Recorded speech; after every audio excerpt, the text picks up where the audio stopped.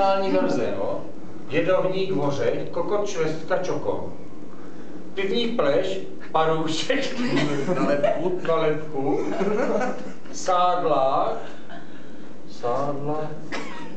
cilkou.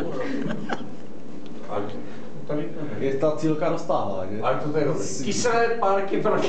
To je nejlepší, to je bomba, no. Tak tam bych přidal aspoň 10 korun.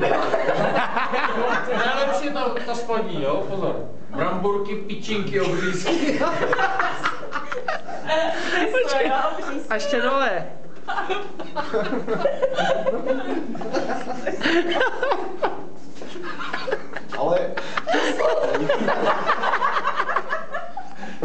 Ale vím jedno, David už první spát nepůjde.